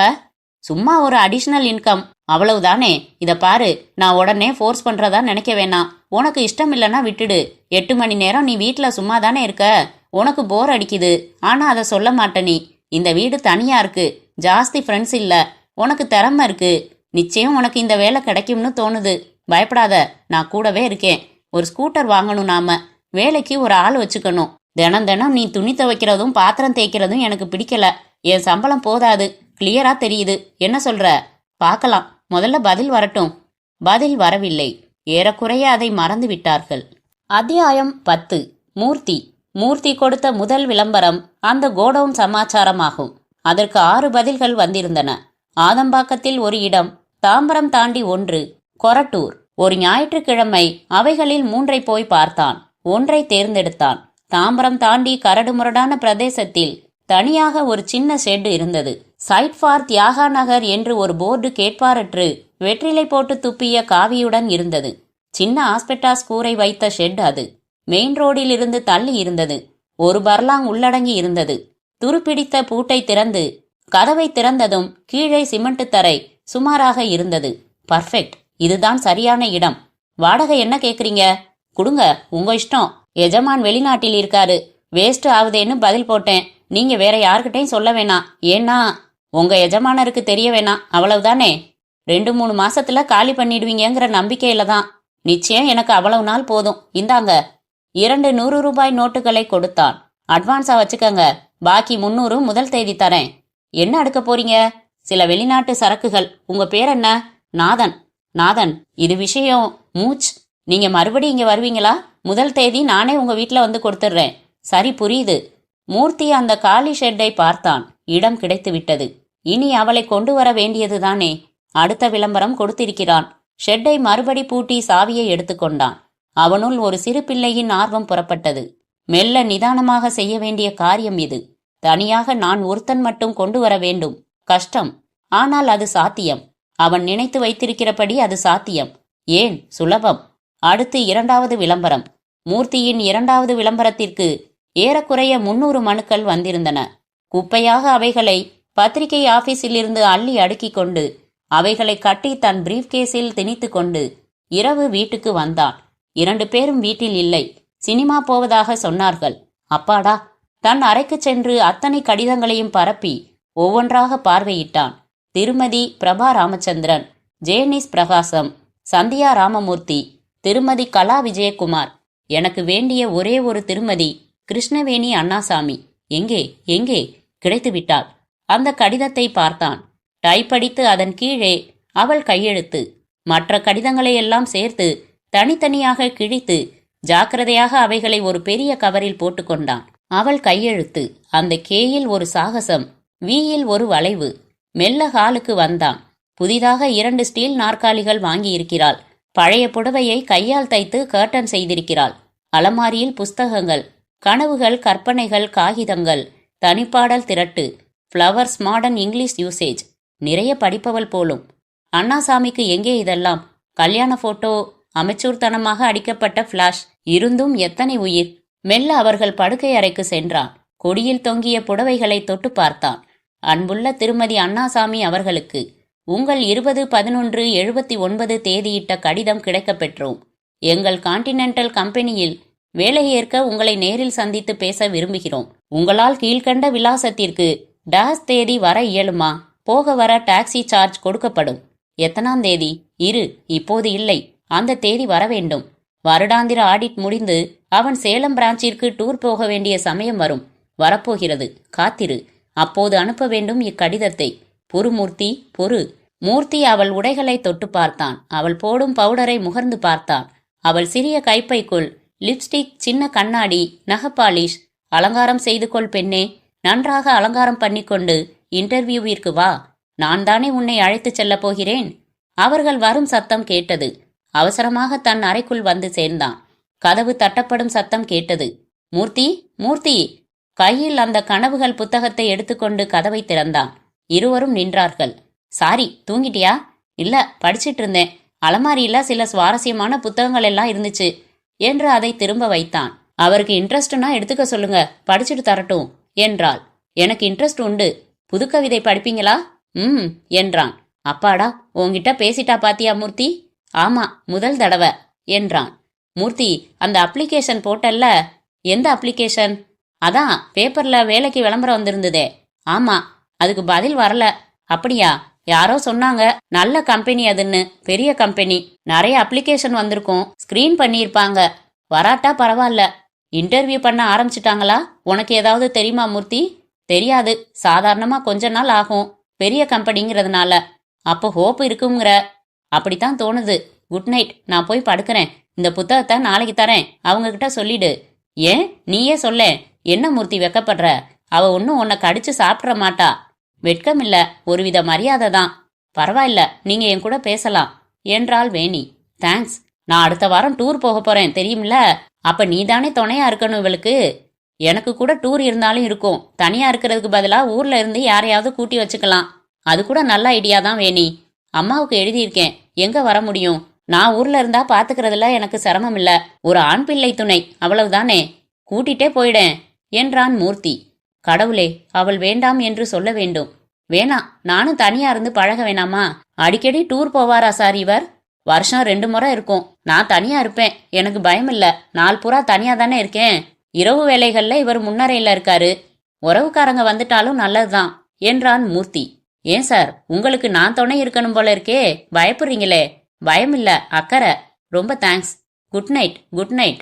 அறைக்கு வந்து கதவை தாளிட்டு கொண்டு பாத்ரூம் சென்று ஸ்டூல் அமைத்து ஏறி இடைவெளி வழியாக பார்த்தான். நல்லவர்தான், அவன் ஒரு ஜெம். அறையை விட்டு அவர்கள் வெளியே சென்றார்கள். ரேடியோ கேட்டது. பாழாய்ப்போன நேயர் விருப்பம். 15 நிமிடம் அந்த காலி அறையை பார்த்து கொண்டு காத்திருந்து சோர்வுடன் கீழே இறங்கினான். இதயம் திடும் திடும் என்றது. மூர்த்தி, என்ன காரியம் இது? பாவம் இல்லையா? இதற்கு தண்டனை கிடைக்கும் தெரியுமா? யார் தண்டிப்பார்கள்? கடவுள், சமூகம், போலீஸ், எல்லோரையும் ஏமாற்றப் போகிறேனே, என்னை யார் கண்டுபிடிப்பார்கள்? அவள் அடையாளம் காட்ட மாட்டாளா? மூர்த்திக்கு திடுக்கிட்டது. ஆம், அந்த காரியத்திற்கு பிறகு அவள் வந்து சொல்லிவிடுவாள். அப்போது என் கதி? ஒன்று, நான் வேற்றூர் போய்விடலாம். 3 தினங்கள், 4 தினங்கள், 1 வாரம். அதற்கு பிறகு ஓடிப்போய்விடலாம். அண்ணாசாமி அதை பிரபலப்படுத்த மாட்டான். அவன் சுபாவம் அப்படி. அப்படியே கமுக்கமாக இருந்து விடுவான். அல்லது அவளை... ச, என்ன நினைப்பு இது? கூடாது, கூடவே கூடாது. பார்க்கலாம், பொறுத்திருந்து பார்க்கலாம். மூர்த்தி மறுபடி பாத்ரூம் சென்று ஸ்டூல் மேல் ஏறி பார்த்தான். இருட்டாக இருந்தது. இறங்கி வந்து விட்டான். இரவு 3 மணி வரை அவன் தூங்கவில்லை. அத்தியாயம் 11. வேணி. முதல் பிரிவு அவள் மனத்தில் கனத்தது. அழுகை கூட வந்தது. டூர் போகிறான், போயே ஆக வேண்டும் என்ற கட்டாயம். தனியாக இருக்க வேண்டும். அம்மா வந்துவிட்டால் கவலை இல்லைதான். இருந்தாலும் போனவுடனே தந்தி, அப்புறம் காலையில் ஒரு லெட்டர், சாயங்காலம் ஒரு லெட்டர். போஸ்ட்மேன் அழுத்துக்க போறான். முடிஞ்ச உடனே ஓடி வந்துடுவேன் வேணிக்கண்ணு. போயிட்டு வரட்டுமா? உடம்ப பாத்துக்கங்க. ஏதாவது ஹெல்ப் வேணும்னா மூர்த்தியை கேட்டுக்க, தயங்காத என்ன? நல்ல வேலை, அவன் கூட டூர் போறதா இருந்தது. கடைசி நிமிஷத்துல கேன்சல் ஆயிடுச்சு. நீ தனியா இல்ல, என் மனசை இங்க கழட்டி வச்சுட்டு போறேன். புது கவிதை படிக்கிற எஃபெக்ட் தெரியுது உங்க பேச்சுல. அது என்ன? மலர் வாடினால் பரவாயில்லை, மனம் வாடுறதுக்குள்ள வந்துடு. அவள் புன்னகைத்தாள். அப்பாடா, இத பார்க்கத்தான் காத்திருந்தேன். டாட்டா. போயிட்டு வரேன்னு சொல்லுங்க. போயிட்டு உடனே வரேன். அவன் சென்றதும் ஏற்பட்ட வெறுமை அவளை முழுமையாக தாக்கியது. மெலிதான பயமும் வயிற்றில் ஏற்பட்டது. அதன் காரணம் புரியவில்லை. தினம் ஆபீஸுக்கு போகிறான், திரும்பி வருகிறான். அதுபோலத்தான் ஒரு சில இரவுகள் இருக்க மாட்டான். தனியாக படுத்துக் கொள்ள வேண்டும். முன்னறையில் அவன் இருப்பான் என்கிற ஒரு எண்ணச்சுமையோடு படுத்துக் கொள்ள வேண்டும். மூர்த்தி நல்லவன் போலத்தான் இருக்கிறான். இதுவரை என்னை ஏறிட்டு பார்த்ததில்லை. தான் உண்டு, தன் காரியம் உண்டு. பூனை போல் வந்து எப்பொழுது வருகிறான் என்பது தெரியாமல், அவனது பிரசன்னம் ஒரு விதத்திலும் உறுத்தாமல். கவலை இல்லை. எதற்காக கவலைப்பட வேண்டும்? பின் ஏன் இந்த பயம்? அம்மா இருக்கிறாள். ஆனால் எல்லா முதல் அனுபவங்களின் ஓரத்திலேயும் ஒரு பயக்கோடு இழையோடுகிறது. முதல் சந்திப்பில், முதல் இரவில், முதல் சமையலில், முதல் உத்தியோகத்தில். அந்த அப்ளிகேஷன் என்ன ஆயிற்று? இரவு மூர்த்தி வந்து கதவை தட்டின போது திறந்தாள். தன் அறைக்கு சென்றான். உங்க அம்மா வந்துட்டாங்களா என்று தரையை பார்த்து கொண்டு கேட்டான். வந்துட்டாங்க. கவலை இல்ல, ஏதாவது வேணும்னா கூப்பிடுங்க. தேங்க்ஸ். சாமி சீக்கிரம் வந்துருவான். ஆமா, உங்க புஸ்தகம் ரிட்டர்ன் பண்ணிட்டேன், மேஜ மேல வச்சிருக்கேன். நமஸ்காரம் பெரியம்மா. வாப்பா மூர்த்தி, நீ ஏன் கல்யாணத்துக்கு வரல? உடம்பு சரியில்லை. சௌக்கியமா இருக்கியா? இருக்கேம்மா. உனக்கு எப்ப கல்யாணம்? அதுக்கு என்ன அவசரம் இப்ப? அவன் அறைக்கு சென்றதும் நல்ல பிள்ளை என்றாள் அம்மா. மறுதினம் காலை தபாலில் அவளுக்கு அந்த இன்டர்வியூ கடிதம் வந்தது. உங்கள் 20/12/79 தேதியிட்ட கடிதம் கிடைக்கப் பெற்றோம். எங்கள் கான்டினென்டல் கம்பெனியில் வேலையேற்க உங்களை நேரில் சந்தித்து பேச விரும்புகிறோம். உங்களால் கீழ்கண்ட விலாசத்திற்கு நாளை வரவேண்டுமா? நாளைக்கே. எப்படி தனியாக போவது? வேண்டாம், அவர் இல்லை. இன்டர்வியூவை ஒத்தி போடும்படி எழுதிவிடலாம். என்னடி கடுதாசி, வேலைக்கு இன்டர்வியூ வந்திருக்குமா? என்னைக்கு? நாளைக்கே. எப்படி போவ? அதான் யோசிக்கிறேன். தனியா போக முடியாது. நானும் வரட்டுமா? நீயா? ஆண் பிள்ளை துணை வேணுமா? அவர் வரட்டும். இந்த பிள்ளை மூர்த்தியை வேணா கேட்டுப்பாரேன். ஊருக்கு போறப்போ உன் புருஷன் திரும்ப திரும்ப சொல்லிட்டு போனாரே, அவரா? நான் வேணா கேட்டு பார்க்கட்டுமா? நல்ல பையன், அழைச்சிக்கிட்டு போவான். மெட்ராஸ்ல தானே? எங்கேயோ தாம்பரத்துலன்னா இருக்கு என்றாள் வர சொல்லி இருக்கும் முகவரியை பார்த்து. வேண்டாமா என்றாள். வேணான்னா விட்டுடு, எதுக்கும் அந்த பையனை விசாரிக்க சொல்லலாம். மாலை மூர்த்தி வந்ததும், இந்த லெட்டரை பாருப்பா என்றாள் அம்மா. பார்த்தான். தாம்பரத்துல ஏதோ அட்ரஸ் கொடுத்துருக்கே, வேணான்னுட்டா. இது என்ன கம்பெனி, விசாரிக்க முடியுமா உனக்கு என்றாள். விசாரிச்சு பாக்குறேன் என்றான். நாளைக்கு வர சொல்லியிருக்கா என்றாள் வேணி. என் ஃப்ரெண்டு ஒருத்தங்கிட்ட விசாரிச்சுட்டு வரேன். கான்டினென்டல்ங்கிறது நல்ல கம்பெனின்னு கேள்விப்பட்டிருக்கேன் என்றான். வெளியே சென்று 1 மணி நேரம் கழித்து திரும்பி வந்தான். விசாரிச்சேன், கான்டினென்டல் கம்பெனில வேலை செய்யறவனையே ஒருத்தனை தெரியுமா. கம்பெனி நல்ல கம்பெனி தானா, வேலை மெட்ராஸ்ல தானா, மவுண்ட் ரோட்ல. இன்டர்வியூ அவங்க ஃபேக்டரியில வச்சிருக்காங்களாம். அதனாலதான் டாக்ஸி சார்ஜ் தரதா எழுதியிருக்காங்க. ஆட்சேபனை இல்லைன்னா நான் பத்திரமா அழைச்சிக்கிட்டு போறேன். என்னடி, போயிட்டு வரியா என்றாள் அம்மா. வேணி இரவு இதை யோசித்தாள். மூர்த்தியின் பேரில் அவளுக்கு ஒரு நம்பிக்கை ஏற்பட்டு இருந்தது. மிகவும் பவ்யமாக, மிகவும் சாத்வீகமாக இருக்கிறான். என்னை தனியே அழைத்து போக தயங்குகிறான். என்ன பயம் இருந்தாலும் அவர் வந்தால் அவருடன் கூட போவதில் எனக்கு ஒரு தயக்கம் இருக்காது. அவரே தீர்மானிக்கட்டும். அவருக்கு தான் சற்று சிரமம், இருந்தாலும் பரவாயில்லை. அதிகாலை அந்த தந்தி வந்தது. என்னால் வர முடியவில்லை, மூர்த்தியுடன் செல்லவும். சாமி, தந்தி எங்கே இருந்து வந்திருக்கிறது என்பதை அவள் பார்க்கவில்லை. என்ன தந்தி? அவரால வர முடியலையாம், மூர்த்தியோட போலாம்னு அடிச்சிருக்காரு. போறியா? போறேம்மா. மூர்த்தியின் அரைக்கதவை தட்டி அந்த தந்தியை காட்டினாள். சரி, நான் வரேன். இன்னைக்கு லீவ் போட்டுடுறேன். 10 மணிக்கு கிளம்பிடலாம் என்றான்.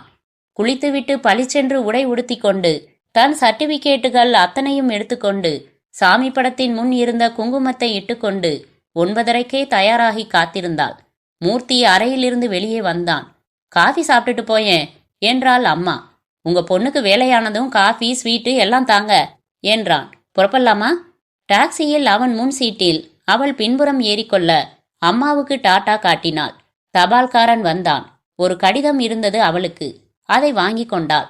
டாக்ஸி கிளம்ப அதை படித்து பார்த்தாள். 8 பக்கம் இருந்தது. டியரஸ்ட் வேணி, உன்னை பிரிந்ததின் அதிர்ச்சி இங்கு வந்ததும் தான் தெரிந்தது. இத்தனை நாள் உன்னுடன் இருந்துவிட்டு இப்பொழுது உன்னை பிரிந்த முதல் இரவு ரயில் பூரா உன் நினைவுதான். பிளாட்பாரத்தில் பூவை பார்த்ததும் உன் நினைவுதான். சக பிரயாணிகளில் சாதாரண பெண்களை பார்க்கும்போது அடடா, என் மனைவி எத்தனை அழகு என்று பளிச்சென்று தெரிகிறது. உன்னை தொட்ட என் விரல்களை அடிக்கடி வருடி கொண்டேன். இப்படியே பக்கம் பக்கமாக. மனிதருக்கு பைத்தியம்தான். எத்தனை வர்ணனை. திரும்ப திரும்ப படித்தாள். டாக்ஸி நின்றிருந்தது. தாம்பரம் தாண்டி ஒரு பெட்ரோல் பங்க் அருகில் எதிரே ஒரு தொழிற்சாலை போல இருந்தது. மூர்த்தி டாக்ஸிக்கு பணம் கொடுத்து அனுப்பிவிட்டான். இங்கே நில்லுங்க, ஃபேக்டரியில விசாரிச்சுட்டு வரேன் என்று சொன்னான். அந்த தொழிற்சாலையின் பக்கம் சென்றான். சற்று நேரத்தில் திரும்பி வந்தான். சாரி, இந்த இடம் இல்லையா, ஒரு 2 பர்லாங் தள்ளி உள்ள இருக்கலாம். இன்னொரு டாக்ஸி கொண்டு வரட்டுமா? 2 பர்லாங் தானே, நடந்துடலாமே. நடந்து கொண்டே படித்தாள். என் இனிய மனைவி நீ, என் தின வாழ்க்கை, மன வாழ்க்கை எல்லாமும் ஆக்கிரமித்து கொண்டிருக்கும் காதலி நீ. உனக்காக என் இதய துடிப்பு ஒவ்வொன்றும் இயங்குகிறது. உனக்காக மிகவும் முயன்று சம்பாதித்து பணம் சேர்த்து நிமிர்ந்தாள். என்ன இடம் கரடு முரடா இருக்கே. ஃபேக்டரி உள்ள இருக்கான். அந்த சின்ன குன்று தெரியுது பாருங்க, அதுக்கு பின்னால வாங்க நடக்கலாம். தியாகங்கள் செய்யவும் தீரச் செயல்கள் புரியவும் நடந்தார்கள். ஒரு சின்ன ஆஸ்பெட்டாஸ் கூரை வைத்த ஷெட் தெரிந்தது. இது என்ன? அவன் அதை திறக்கிறானே. திடீரென்று கணவனின் வார்த்தைகளில் அமைந்த கனவுலகிலிருந்து உலுக்கி எழுப்பப்பட்ட நிலை புரிந்தது. ஓட நினைப்பதற்குள் மூர்த்தி அவளை பற்றி தரதரவென்று இழுத்து மூர்க்கத்தனமாக அந்த அறைக்குள் வீழ்த்தப்பட்டாள். உள்ளே தாளிட்டான். அத்தியாயம் 12. ஆசிரியர். மன்னிக்கவும், கதாசிரியனாகிய நான் இந்த கதையை முடிப்பதற்கு முன் குறுக்கிட வேண்டியிருக்கிறது. இந்த கதைக்கு என்ன முடிவை நீங்கள் எதிர்பார்க்கிறீர்கள்? ஒரு அழகான பொருள் சேதமடையும் பொழுது நம் எல்லோருக்குமே ஒரு இழப்பு இருக்கிறது. உலகமே கொஞ்சம் கொச்சைப்படுத்தப்படுகிறது. உலகத்தில் நிகழும் அத்தனை குற்றங்களையும் தவிர்ப்பதற்கு புத்தக நியாயங்கள் இல்லை. ஒரு கதாசிரியனால் முடியுமா? பார்க்கலாம். வேணி சேதப்படுத்தப்படும் இந்த கணத்தில் அவளை தப்பிக்க வைக்க நம்மால் என்ன செய்ய முடியும்? மூர்த்தியை விட அவள் வலுவானவள்.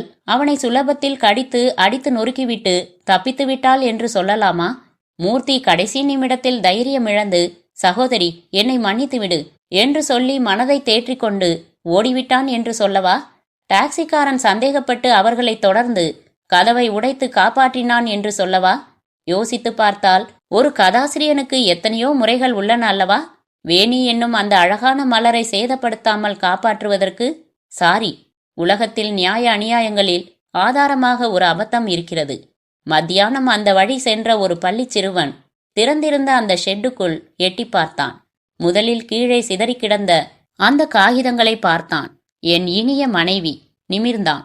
ஓரத்தில் இது என்ன? அது இரத்தம், ஒரு உடல். அம்மாடி என்று அலறிக்கொண்டே ஓடினான். சாரி. முற்றும்.